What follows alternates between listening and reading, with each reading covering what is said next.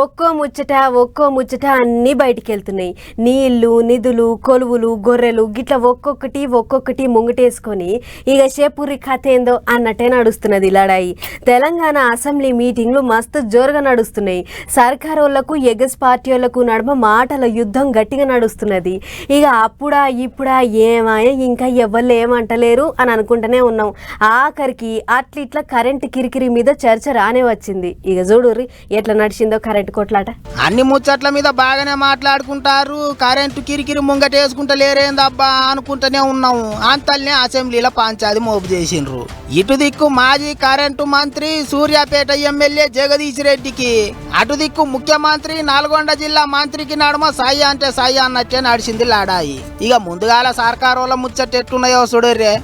సత్యహరిచంద్రుడు తర్వాత మా నాయకుడు చంద్రశేఖర్ రావే సత్యహరిచంద్రుడు అవతారంలో కలియుగంలో జన్మించిండు. కాబట్టి మీరు ఎంక్వైరీకి ఆదేశాలు ఇవ్వండి అని చెప్పి ఆ సభ్యుడే అడిగిండు అధ్యక్ష.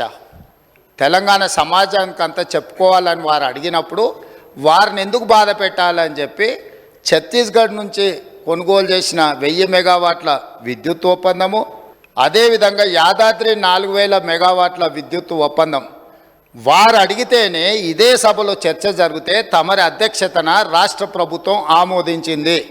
చేసిందేం లేదు, అంత ఆగం పట్టించిర్రు అన్నట్టు మాట్లాడిండు సీఎం సారు. పాత సీఎం మీద గట్టిగానే ఆడిపోసుకున్నాడు.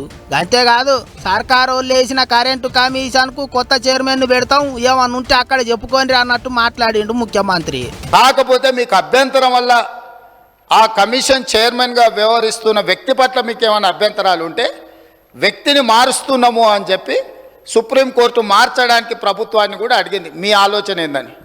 మాకేం ఆలోచన లేదు, ఏ వ్యక్తిని వేసినా సరే విచారణ జరగాలన్నదే ప్రభుత్వం ఆలోచన.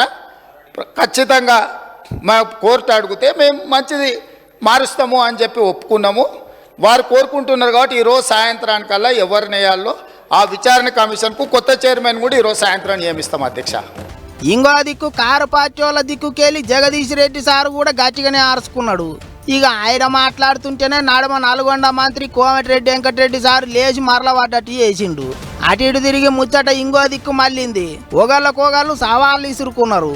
నేను ఆయన ముఖ్యమంత్రి చేసే ఆరోపణలు కానీ ఈయన ఆరోపణల మీద నేను నిలబడి ఉన్నా. ఇప్పటి కూడా చెప్తున్నా, వాళ్ళు ఈయన చెప్పిన రెండిట్లో ఒక్కటి లేకపోయినా నేను ఇక్కడ ఉన్నా, ఒక్కటి నిరూపితమైనా ఇక్కడి నుంచి అక్కడికి మీ టేబుల్ కనుక ముక్కు నేలకు రేసి రాజీనామా చేస్తే వాళ్ళిద్దరు కూడా పనిచేయాలి. ముఖ్యమంత్రి అండ్ కోమటిరెడ్డి వెంకటరెడ్డి ఇద్దరు కూడా పనిచేయాలి. ఆయన కోర్టు చుట్టూ 16 సంవత్సరాలు తిరిగిండా లేదా కోర్టు రికార్డులో ఉంటుంది.